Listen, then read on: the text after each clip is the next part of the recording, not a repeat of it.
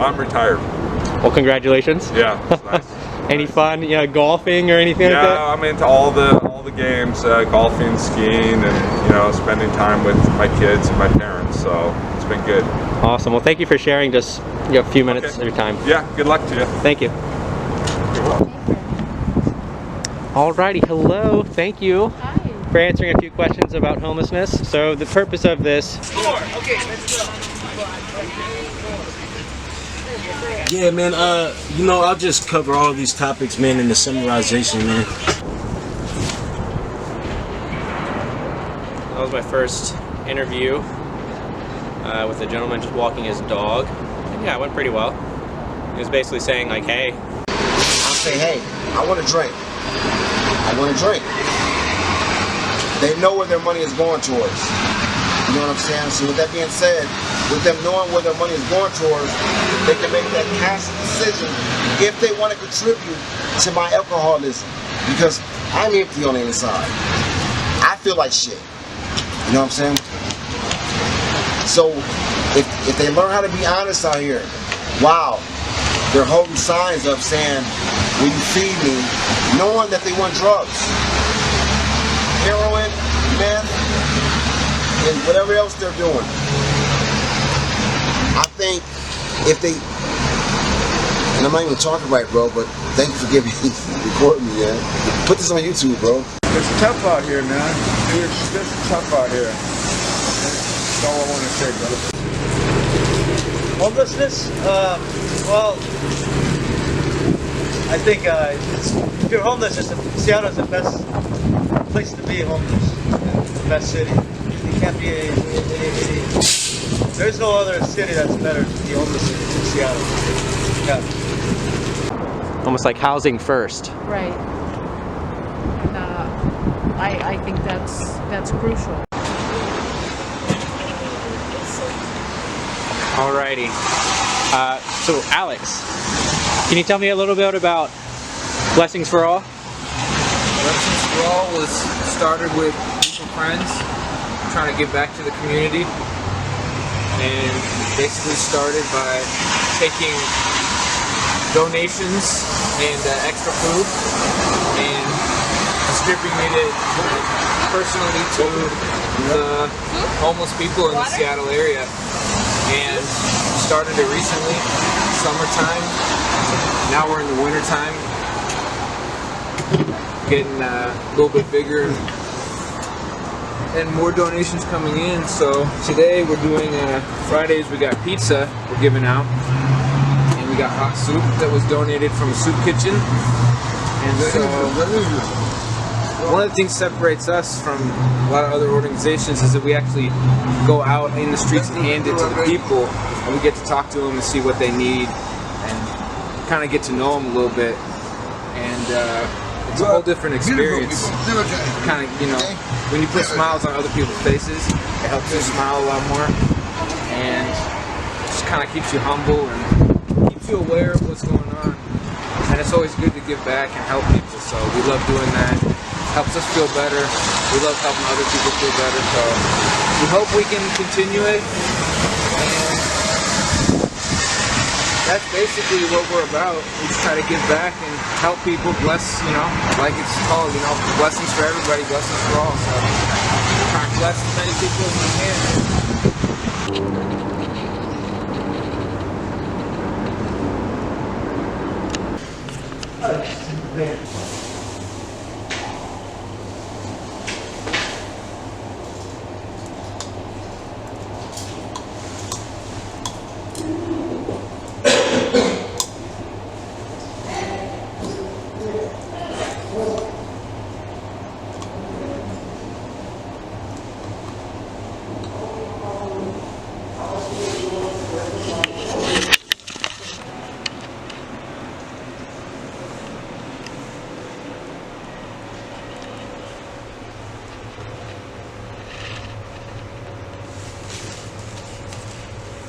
We call it a nutshell in the town, man, So basically we see these things, and we see the communities rising, the homeless communities rising in a disproportional amount.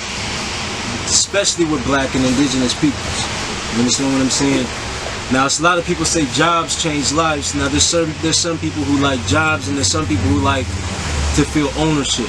So sometimes the job's not gonna cut it. But not only that, these people don't even feel comfortable with who they are. You understand what I'm saying?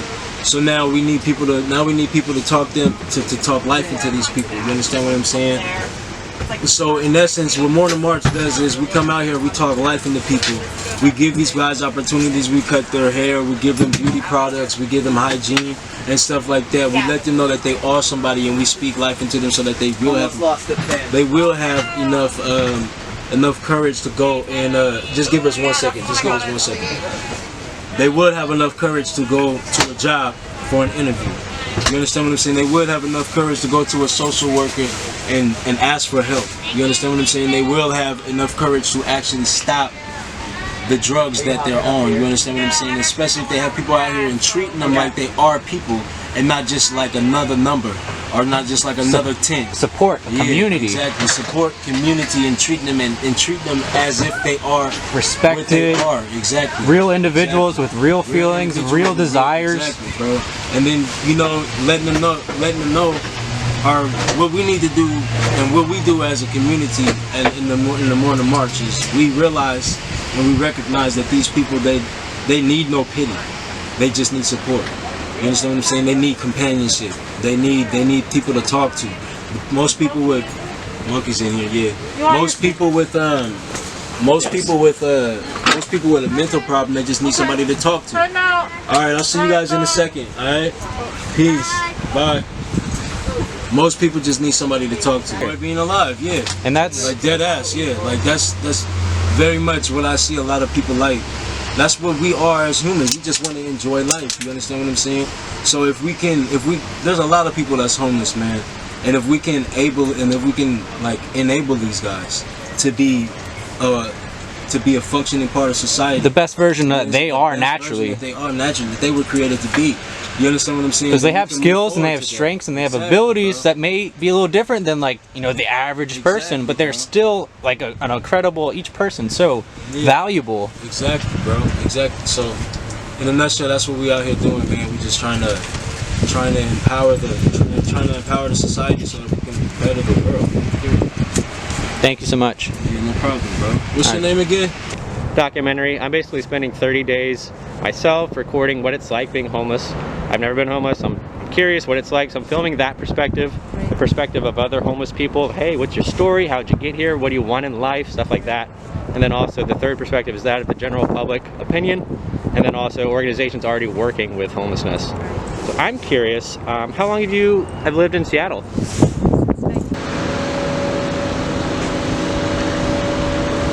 Another perspective is, hey, do you need glasses? Like, how good is your eyesight? Oftentimes, people's eyesight, it may not be the best. So for me, in my experience, if for some reason I were to lose my glasses, my world would change quite a bit. Reading street signs, I'd have to get dramatically closer, or trying to find something that maybe fell on the ground or was in the dark. Be dramatically different and a lot more of a challenge. So one of the things I think perhaps about homelessness is like, hey, maybe some of the strange behavior we're seeing, someone stooping on the ground or like looking through somewhere very closely and it just kind of looks odd. Maybe their eyesight just isn't that great.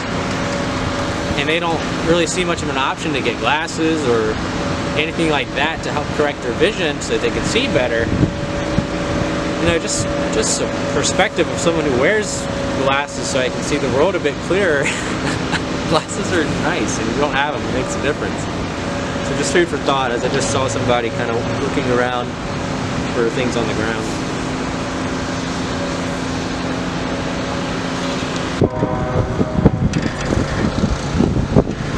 Alright, recap of where I've slept so far.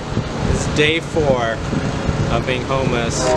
3 nights I've slept. 1 in a construction place, 1 out literally on the street just outside of a Salvation Army homeless shelter, like day center shelter, and then last night was just right around this corner, in the open air on the side of a building.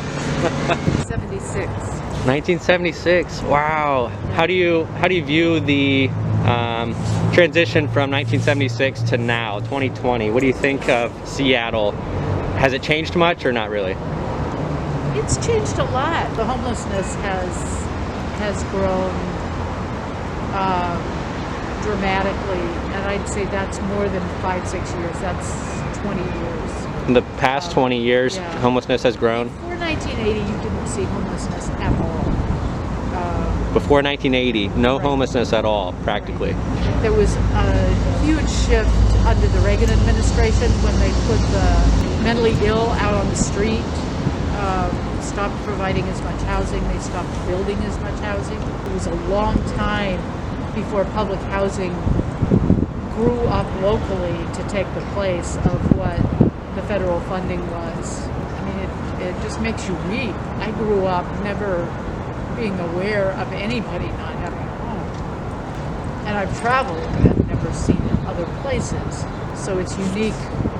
It's really unique to the United States and very impoverished, like third world countries. You go to Ireland and they have county council houses. If somebody's down on their luck, they know it's wrong. So yeah, I'm thoroughly disappointed. Do you have any, just your general life experience and having traveled the world and seen different places, and you could maybe have a perspective like, well, they do it there differently. What's a suggestion or an idea that maybe you think would be worth trying, or for the homeless, topic? You just put the priority on it. I mean, rather than having the military in every country in the world, it wouldn't take 10 minutes. Totally unnecessary to have homelessness. It violates international standards of human rights for people not to have homes. This country, above all, can provide that. What Seattle is trying now, that works to some extent, taking one person at a time and saying, we're going to fix getting you a place to stay, get you shelter, and then we'll work on your other problems. And you will be able to work on your other problems. So you see less people just sleeping under a blanket in Seattle right now. And it's shifted to having tents, which at least is some protection from the elements. And then if you got to go from tents to having people have a real place to live in a neighborhood. The thing that's gotten my husband and I through this pandemic is that we've had amazing neighbors in our condominium complex. Not wealthy, but people who arrange for a socially distanced get-together meal and look out for each other. If you're on the street, by yourself, you don't have anything like that. You don't have anybody checking on you if you don't show up, for a couple of days out in the on the sidewalk. So where are all the places I've seen people just living as homeless? Well, Underpass is a big one. Different parks is another one. See people just here and there in random quiet nooks and crannies, sides of streets, around edges of buildings.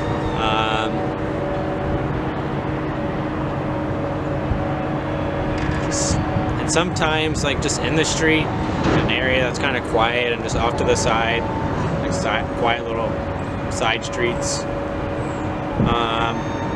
Sometimes they have porta potties set out for them, I guess. Other times they don't seem to have them. Last night when I was riding around with Ak and Alex. Alrighty, hello sir. Hi. Thank you for taking out just a few moments, and I'm curious, what's your perspective on homelessness? Well, it's sort of a mixed reaction. I have some empathy for these people. I feel as if they need some help. I'm afraid I've become slightly more calloused over the last year or so, in that I feel like they're ruining the city. We're actually also from Portland. We have a home here in Seattle also, but we're having a similar issue down there. And we pay our taxes, and we try to keep our city nice, and it's really starting to look like a third world country, you know, and it can be very discouraging. So I'm hoping that you know, through our taxes and through our civic leaders, we can come up with some solutions to these things. That's another thing. Even if I had like a ton of money, I don't know if I would hand it out to people who just ask for money. So I don't know what you're gonna do with it. You know, if you want money, my logic is you can get a job and then have money. If you want food, that's another thing. If you're hungry and you're genuinely like, I just want some food, any food, then I think that would show. When if you're offered food, you get some. You know, you take the opportunity. Though, when you're just asking for a buck or two, it just doesn't seem to me like very honest. If you're saying you're gonna go use it to go buy food, maybe you are, but maybe it's for something else. I don't know. But that's just my thoughts on it, my viewpoint.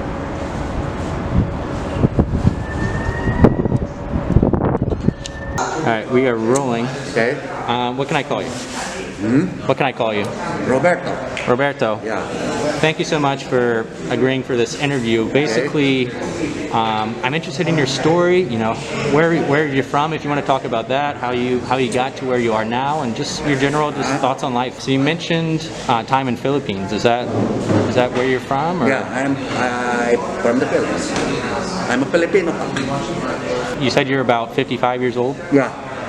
Okay. When did you come to the United States? A long time ago, 1987. I came here when I was 20 years old. 1987. Then I'm a tourist.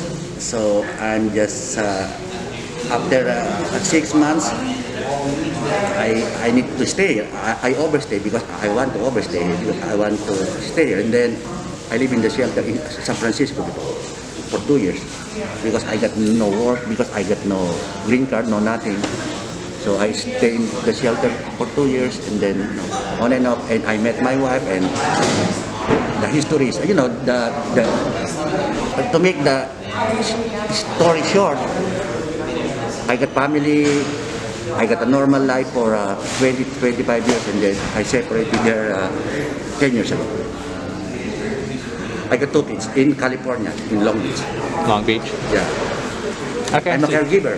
So you came 1987 to the West Coast, to California, San Francisco, 2 years in a shelter. As you sort of figured out, hey, I'm in a new country, or let me figure this out. And then you met your wife. You had 2 children. 2 children. And then you had what you described almost as like a normal life. Normal life before. You had job, you had work, you had family, and that was just the routine and the day-to-day. Day-to-day basis that I provide, and 2 years, something like that. The only thing I'm here because I work in Alaska, so this is the This is the destination. Yeah, I keep figuring out that can I stop this bullshit, you know, smoking. I don't know. Until now I don't know how to figure it out. I'm a smart guy. I'm a smart man. It's just the one I tell you before. I got a clean record. I got no nothing. I got no felony. I got a good driver's license here. I worked before in a Filipino. I think last August they fired me because I leave a crystal on the toilet. Oh. And I'm the one closing the toilet. I'm closing the restaurant. They knew it was you. They traced it back to you. There's a camera. So it's a Filipino restaurant that I love it so much, but I fuck up because I smoke and I leave the dope in the sink. And that morning, my boss find it, and he knows me because the camera. I'm the last one to get out of the restaurant because I'm cleaning the restaurant. I'm the one closing it. So after that, fired me. I worked there for 6 months, 7 months, and I love the job. In the Philippines? No, here. Oh, here. In Tocuila. I can cook anything. Filipino food, American food. Yeah? Do you love to cook, or is it just something you're good I'm a at? cook in Alaska. I work in the kitchen in Alaska. I work in the kitchen for 5 years. And then, the one I said to you that I got a drug test because, they see me too. So I got fired right away. Is that a normal? Is there any sort of grace period, or is it just like There's no grace period. As soon as you find out? It's a zero tolerance as long. Is that a legal thing, or is that a preference of the owner? It's illegal. It is the rules. If you do drugs, you're out. Okay. No drugs. It's a zero tolerance. So on that morning, he gave me a test, and I got positive. Right away, he sent me here. He sent me back here in Seattle. Last year, November.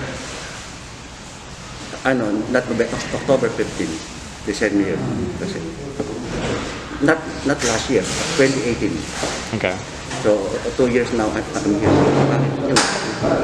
Chasing the dope.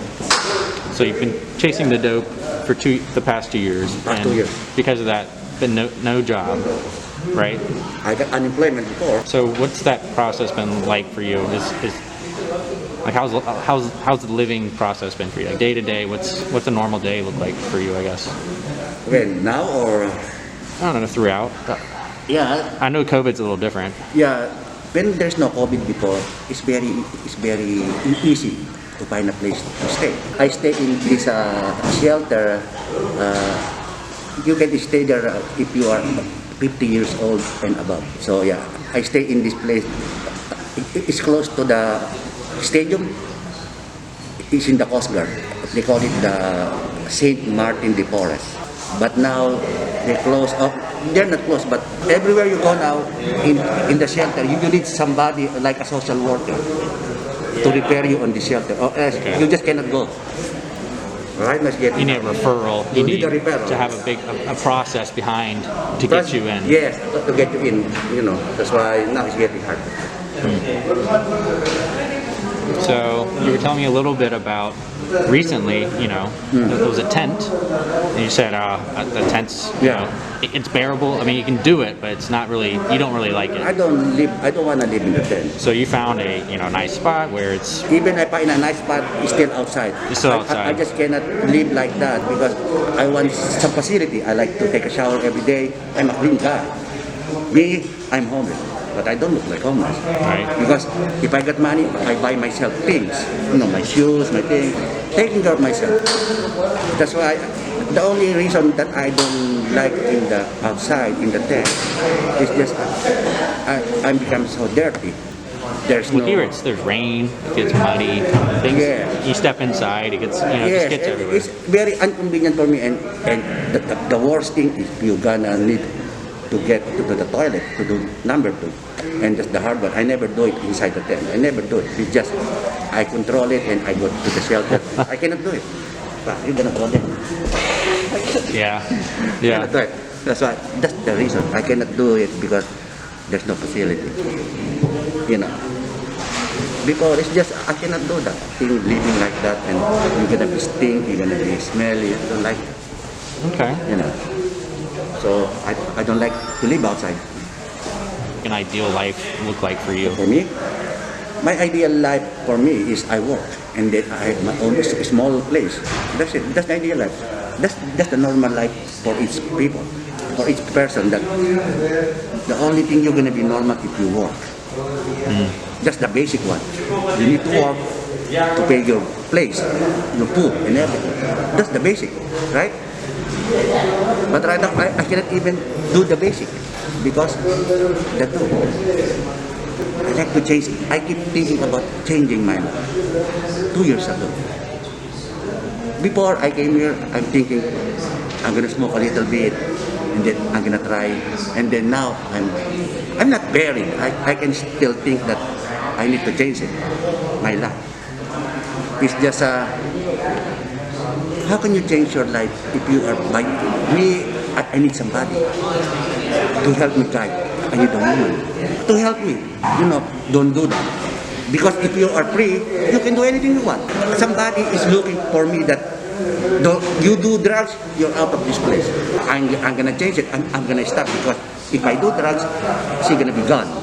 That's what I need. Right now, I have a lot of women, but the problem I cannot even afford it. I cannot afford women right now. I can even afford myself. I can even afford myself. Would you say you're happy or not happy if you had to choose? The only thing you're happy is your money in this life, being homeless. If you're broke, you're not gonna be happy. Even you have a woman, because the woman is not gonna stay with you if you are broke. But if you have money, I'm happy. Of course, I can buy anything. I can get a woman. I can do anything. Sky's the limit. If I have money right now, you cannot see me here.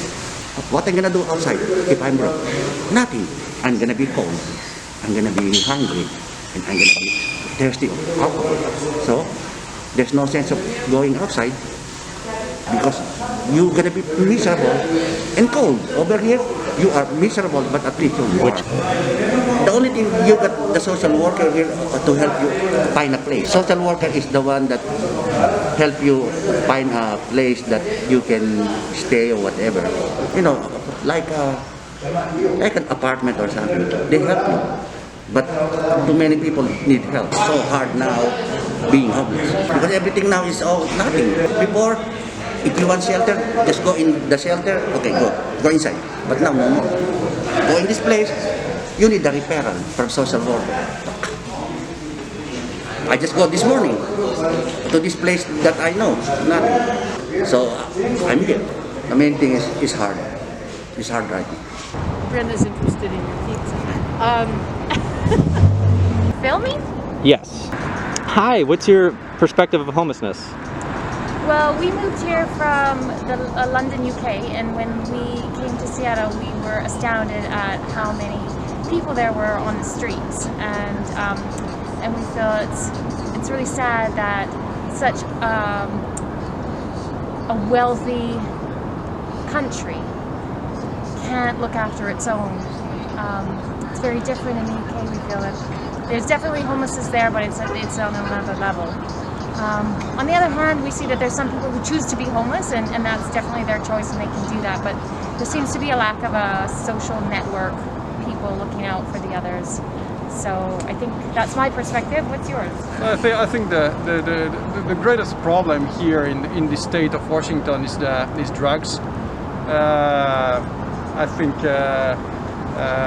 letting drug go free like that in the streets is not good, because there is no one to assist people who really have an addiction problem, and there is no controls on how the drugs are distributed, who is having those drugs, and no proper enforcement either. And I think this is also what causes a great amount of homelessness here and in Seattle, more importantly. Lots of contributing factors, you know, and then you've got the drug issue, you've got just the choice to be homeless, and then you've got mental illness, and then sometimes you've got all three of them together. So I don't know, but we're just trying to do our part and helping where we can. That's it. Well, thank you so much. All right, thank you. Hi sir, what's your viewpoint on homelessness? It's a big problem in the entire country, and yeah, it's gotten worse, and it's not something to joke about. It's really sad, but there's always solutions, and that's what we got to do. We got to help people. When it comes to like homeless people, I think like what do you really want to know about them? Like, we're probably going to disperse like a lot of that stuff to some of the families that we're taking care of, and then the rest of the stuff would just be dropped off at AEO. Yeah. And then we'll be good. And then next week we'll come back out here and do the same thing. You know what I'm saying? Oh, it is? Okay. Hey guys, I'm doing a documentary on homelessness. Did anybody want to share your viewpoints or perspectives or experience with homelessness? I'll share. I'm good. Yeah, I'll share what you know. So, you said my perception of homelessness, right? Yeah, well, my perception of homelessness is I figure there's three types, man. There's people with mental instabilities and drug addictions, which we call in this society diseases. And then we have people who just share out of their luck, down on their luck, didn't have enough money from their last paycheck to pay for this month's rent. So here they are. And then we have people who just are fine with being homeless, who actually like the life of living up, who actually like living off grid. You know, but you can tell the difference between these three people almost immediate. The people who like off grid, you most likely will never see them. You understand what I'm saying? If they're in the city, they usually have a drug addiction or a disease or a mental instability. You understand what I'm saying? And most people who have lost their jobs and then are down on their luck, they're homeless, but they're in shelters and shit like that. You understand what I'm saying? So, yeah, man. So, you know, it's a lot of ways to look at it, but either way you look at it, you have to sympathize. You know what I'm saying? You have to compare. You have to settle on your route of compassion, because there is a such thing as destiny. And so some of us are destined to be homeless, and some of us are destined to be rich, and that's just it, man. You know. Have you ever had any experience, or is this your viewpoint as just being in Seattle, or have you lived? This is my viewpoint, man. Actually being homeless for 2 years. When I was 18, I was homeless until I was 20 years old, and I actually went through a bit of college being homeless, man. So, and I was actually one of the people I had no choice to be homeless, but it grew upon me, and I developed into one of the people who didn't mind being homeless. I knew how to cope. I knew how to use my surroundings and use my environment for sustenance. You understand what I'm saying? So I know that there's people out here like that. And then me doing surveillance and stuff with the people and caring for the community on a regular basis, on a residual basis. You understand what I'm saying? You hear their stories, and so it's like a mental survey. You understand what I'm saying? You hear what people go through. You see what their problems are. You see what their needs. You see where their needs are placed and all that shit. So it's more of an experiential thing. You know. Give me 1 second. Come on in, Clint. Come on in. You're good. I just been putting this in here so I don't need to. Bro, what happened? I thought you was gonna drive with us, bro. I thought you was gonna ride us on the bus, man. I had to get stuff and then the bus left and I was late. Oh man, my bad, dog. Shit, You left me behind. That's okay, I got a ride with JP. Alright. But I will take a ride back. Alright, cool. So yeah, man. Any other questions? Alright, I think I got my little notebook. Hi. Hello, what do you think about homelessness? I think that they should have not removed the homeless people from the Cal Anderson Park that they just removed them there from. And I feel that the programs that supposedly are being done aren't helping. They're just pushing them that way and then pushing them back that way, at the one end of the city to the other end of the city. And it's not really helping. So I feel really bad.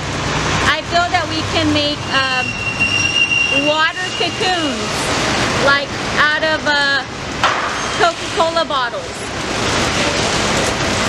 The plastic of them, and make like cocoons to have them have something to cover up with. So that's what I think about it.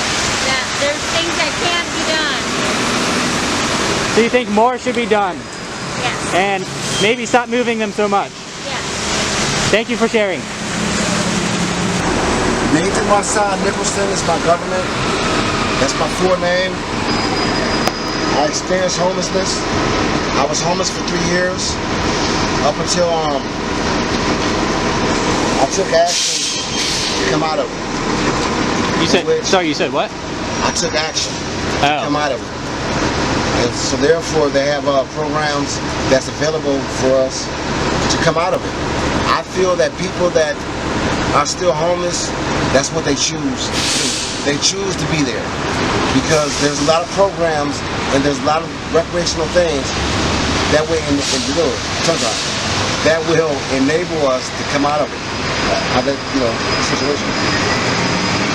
So anyway, I made it possible for me to come out of my situation because I refuse to be out here like this because it sucks. Right now it's raining, it's pouring, and it's cold. Who in their right mind wants to live like that? I just personally don't. So now I do have my own place, and my place is nice, and I love it. And he's documenting people that have been downtrodden, that you know how to roll? It's in there, don't drop it. And I'm sorry. But with this experience, it's a life learned lesson. It hurts, it's painful, it's agonizing, it makes you cry. And you know, I've learned since I've been homeless, while I was homeless, a lot of people that are downtrodden like this, they gave up. And there's no more hope, there's no more dreams, there's no ambition, there's no drive. They have nothing left within them to make them want to persevere and excel beyond this. So the reason why I'm giving him footage of me speaking, because I am someone that came out of this. I came out of this and I fought. And I went through channels, ramifications, in order for me, how you doing, boss? In order for me to come out of this. Because this is not what's up. It's not what's up, it hurts. You know, you have a lot of people, once they hit rock bottom like this, I've met people, I'm returning from what I'm trying to say.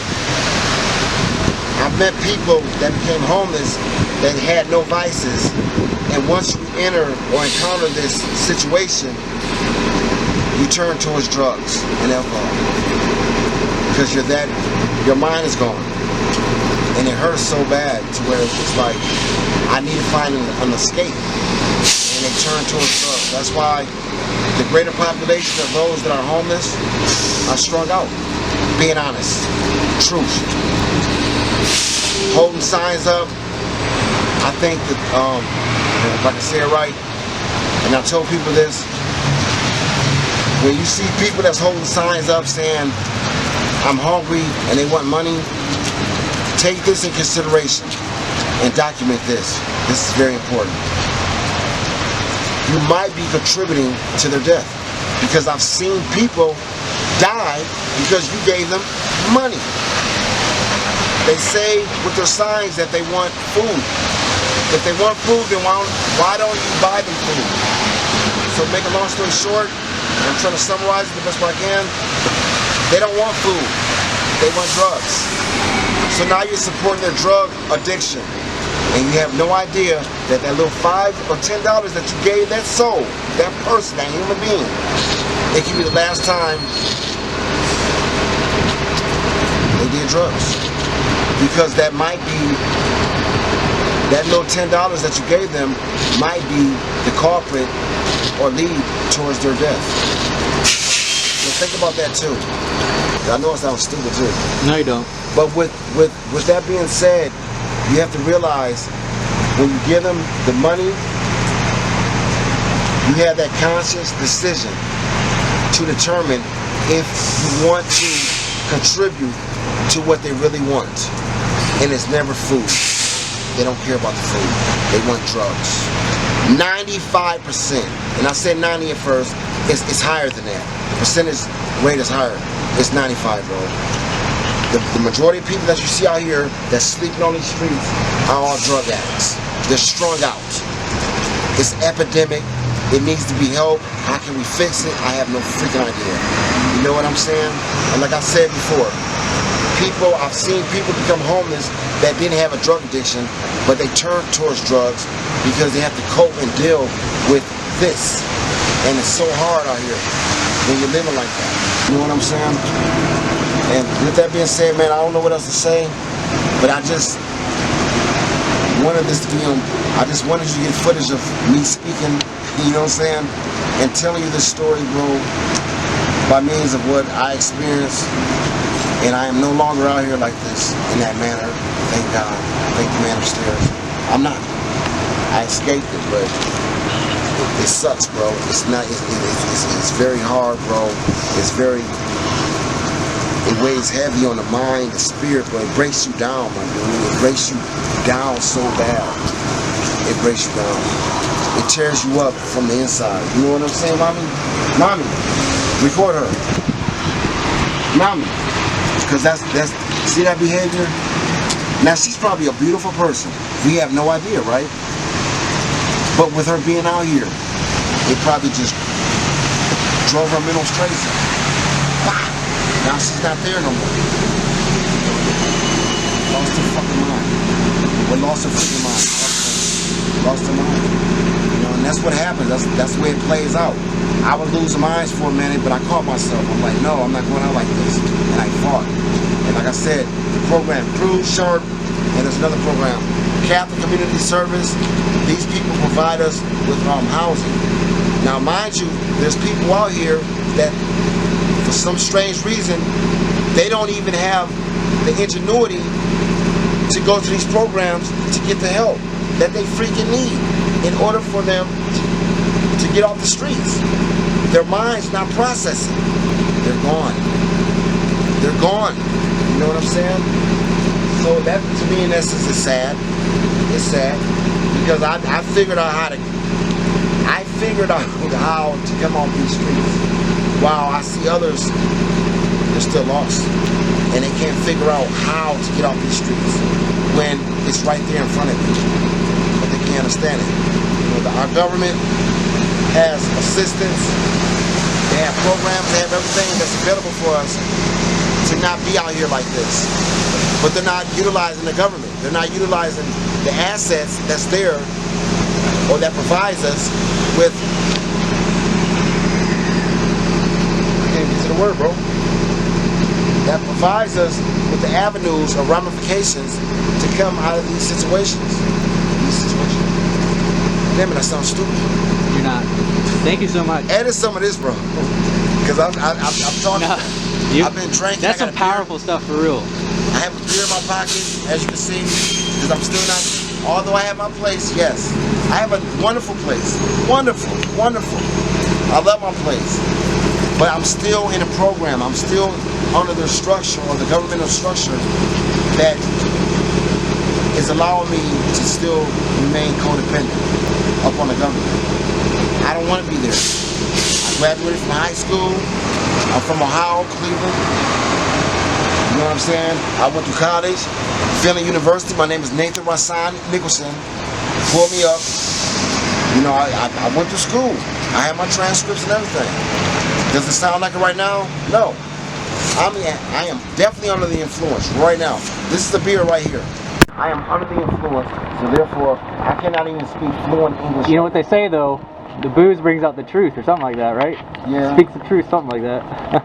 That's what they said. Drunk man speaks. What is it? Oh, the boobs. Oh, you guys like that? Oh, you guys like that silicone bouncy stuff, huh? What do you think of homelessness? What?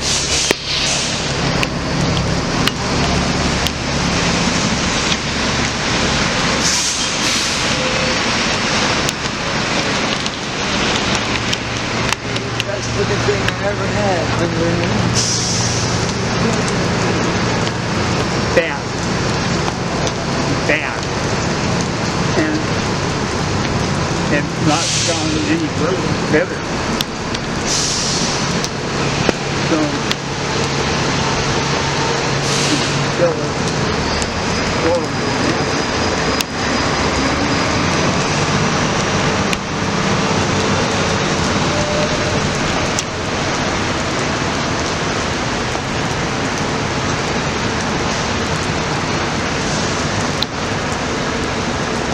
Where were we? Alaska to here.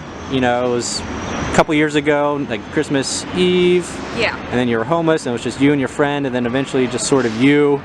You touched on being a young woman in the area and how being on the streets is a.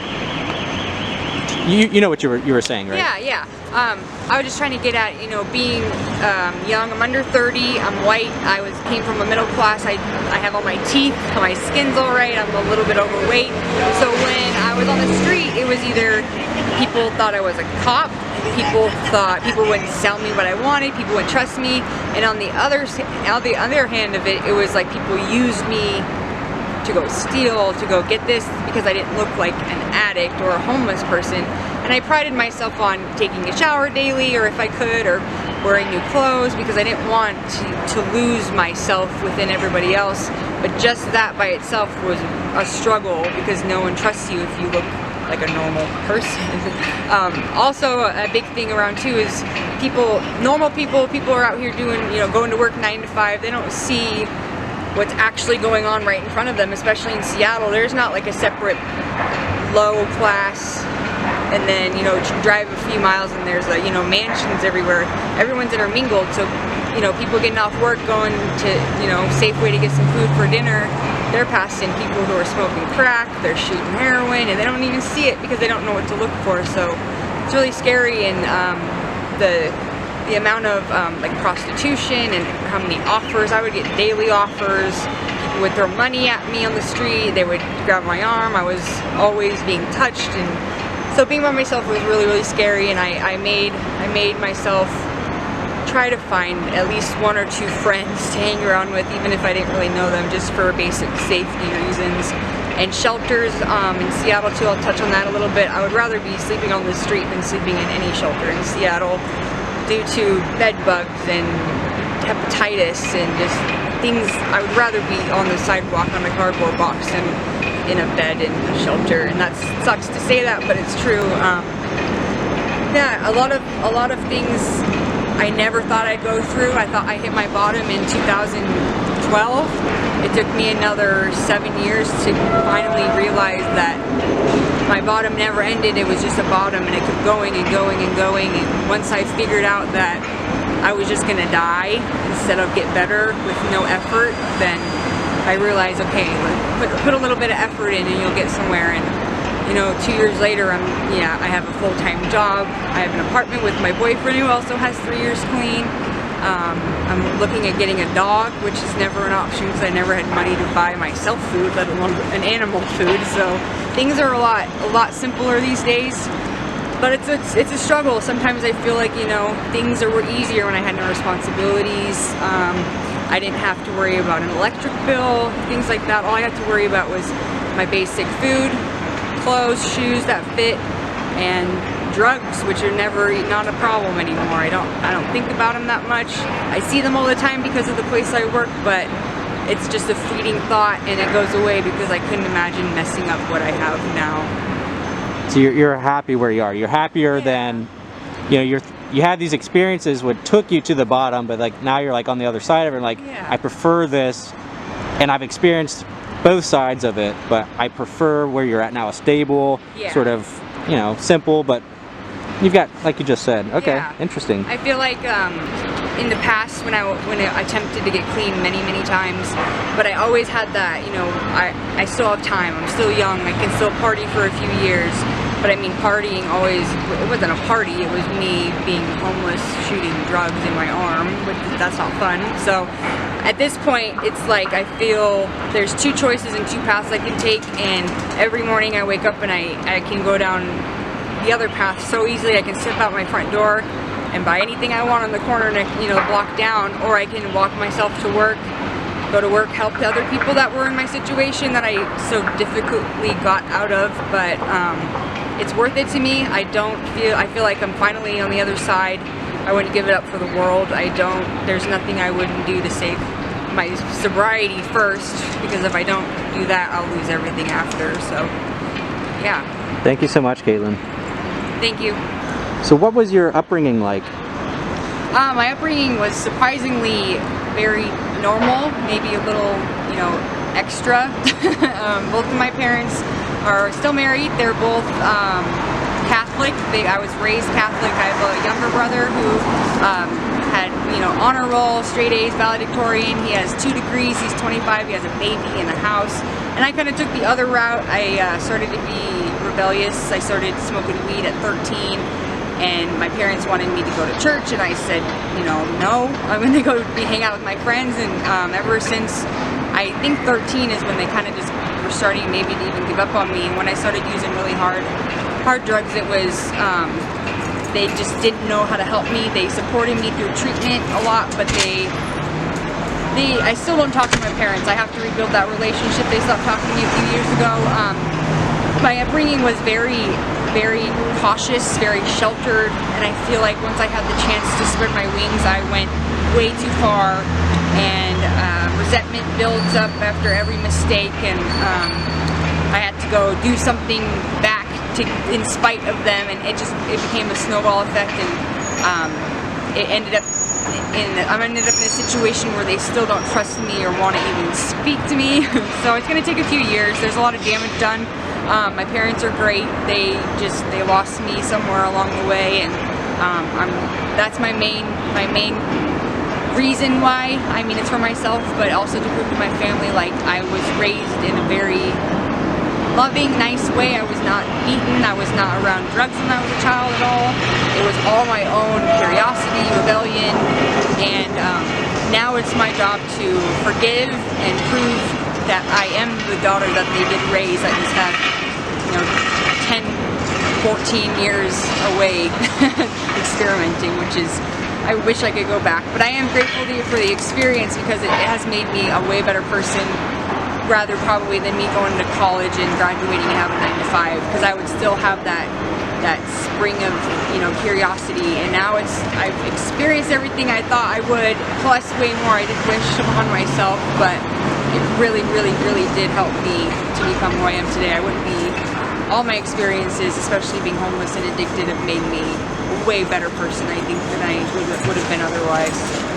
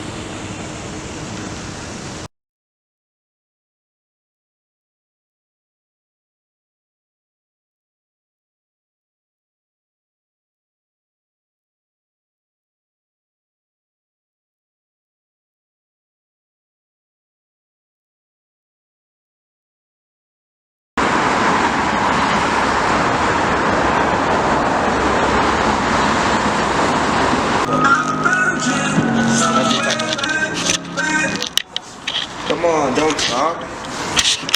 Oh, you need to be charged. I can do that.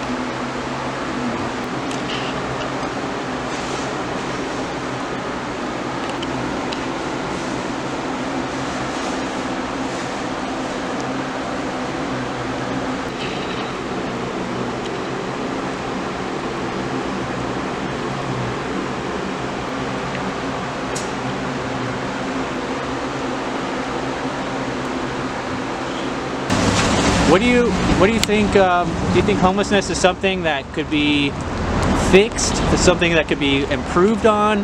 Do you think it's something that is just always going to be a part of society? I mean, I think it's always going to be a part of society. I mean, I think this is really how life is, and there's different type of problems out here with people. I mean, mental problems, everything. People use drugs because they don't want to deal with things. There might be things in their past that they went through that they can't deal with, so they use the drugs to cope with it. And they think to themselves, by talking to these people, some people, you know what I'm saying, they think that their life is never going to go nowhere, or they don't have enough resources, or they're not getting enough resources, you know? But they're just not taking the time to really figure it out, I can say, because if they want to get themselves out the situation, they can, you know? And it's all up to them, you know? It's unfortunate that it has to be like that out here, but yeah. have you personally ever experienced homelessness or had any time with dealing with it your own self, or? Yeah, back when I was younger, you know, for not listening, you know what I'm saying, and not doing things the way I was supposed to do, you know. But it didn't last for too long. But being out here, you know, being out here and seeing what people are going through, some people just don't make it out that phase, you know. And that's just what it is. And we're never going to be able to help them if they don't want to help themselves. And it's a fucked up situation. You know what I'm saying? Do you think there are any ways that could be that would help people who are sort of stuck? Do you think there's anything that could be done, or for them or with them, that would help them get out, or do you think they're always just going to be that way, like in it? Do you think the government could help? Do you think different services could be offered, or do you think it is what it is and it's not going anywhere? No, I don't think it is what it is. I just feel like first of all, it has to be up to the homelessness to actually want help. You know, some people don't want that help because they feel like that's just it with their life. You know what I mean? Point blank period. They just feel like that's what it is. They're accepting, you know, that this is their life. This is the only thing that's gonna happen for them. You know, and that's sad. It's really sad. You know, I don't like seeing it, and it just seeing that reminds me of where I don't want to be. You know what I'm saying? It reminds me of where I don't want to be. I wish I was rich to be able to help everybody. You know what I'm saying? And I feel bad most of the time. You know what I'm saying? Because honestly, I think when it comes to homelessness, it's really the drugs that are, messing with people's mental to the point to where they can't think for themselves. It's just a feeling of I need drugs. No matter what. No matter what, man. Because they can't think about how they're gonna help themselves. It's for the next hit, you know? And it's crazy. Do you think, what role do you think, okay, how about COVID? Do you think what do you think about just the situation with COVID and homelessness? Do you think that's escalated things, or do you think it's been like, about the same, or? I think it's about the same because living in Seattle all my life, I've been seeing people homeless. I've been seeing people homeless a lot, all through my life out here in Seattle. You know what I mean? And it hasn't changed. It hasn't changed at all.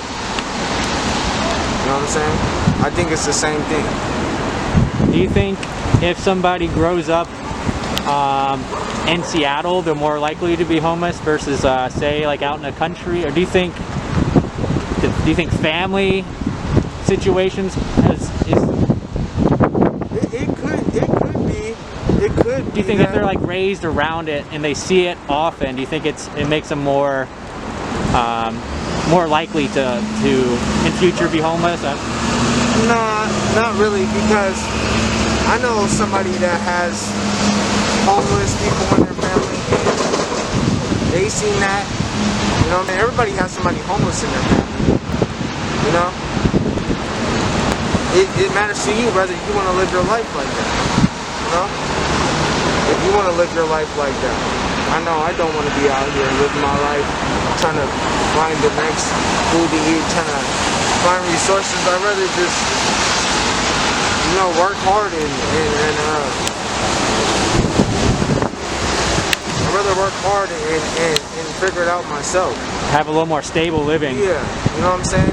Versus, tossing up in the air and maybe I'll have food today, maybe someone will give me something today, maybe I'll be warmer because someone gives me a sleeping bag, but I don't really know, or I don't really care because I'm just too tired, myself, or I don't know. It's, like I said, it's a bad thing, and I feel sorry for these people. Is there anything else you wanted to share, Q? I just pray that things work for these people, that they get the help that they need, the resources that they need, that they look at the bigger picture, because this is not all, this is not the end. know what I'm saying? You can always get yourself out of a situation. It's up to you. You know? But then again, like I said, there's some people out here with mental problems that can't help themselves. They need guidance. They need help. You know what I mean? And some families just, because how they acted probably in the past, don't want to deal with it. You know what I'm saying? And let them live out here like this instead of helping them. You know? For you, you said when you were younger, I imagine teenage years, maybe early 20s, you experienced homelessness. But now that you're out, you came out of that. Was there any certain reason you got out of it, or was it just you? One day you were just like, you know what, I'm tired of this. Or what was it? Because you know, so I wasn't listening. I was living with somebody, and I was just going against everything. And I didn't want to live outside no more. I didn't want to be outside. I didn't really have friends like they say, oh yeah, you got friends, we love you and all that shit. People don't really love you out here. You know what I'm saying? So I had to figure out things for myself, because nobody's gonna help you unless you get on your own feet. You know what I mean? When you say nobody loves you, so you mean like people can act friendly or nice, but then they don't mean it, or it just depends what you can do for them, or what do you mean by that? Like when I was growing up, I had friends. They were my best friends, you know? When I got in a situation like that, nobody was there for me, you know what I'm saying? Basically what I'm trying to say is, if you want to get out of this situation, you have to push yourself to get out of this situation. That means getting a job. If you have to live outside until you can get a trailer or apartment, whatever that keeps you warm and you can make your own money to eat, anything, to clothe yourself, anything, man. I've been asking this for somebody who's been having a drug issue, and I asked, hey, you're homeless and you have this drug issue. If nobody gave you food and it came between starving and being homeless, starving and the drugs, would you get a job, or would you just, like, what would you do? And he said, of course, if nobody gave me food, I would go get a job, because I don't want to starve. Do you think people giving free stuff, free food is enabling, or do you think it's a part of the process to help people get out of it? No, I think that's God's blessing. Honestly, help, all the help. I'm not saying because people are not moving on and going to do it by themselves that it's enabling. I'm saying that's it's a blessing at the same time. You know what I mean? It really is. That people are out here really helping people. You know what I'm saying? And helping them with food, helping them get in shelters, helping them whatever they can to stay warm, to eat, whatever. You know what I'm saying? So they can keep living. So yeah, they don't so they just can die keep living. from So they can have something. a chance. Yeah, yeah. You know what I mean? I don't think that's enabling. I don't think that's enabling at all. You know what I'm saying? I think it's a good thing, and God bless those people's hearts that are out here helping people like that. You know what I mean? Awesome. I really love those people. I might not even know them, but still I love you if you're out here doing that. You know? Awesome. Thank you for your time. Yep. Thank you. Yep.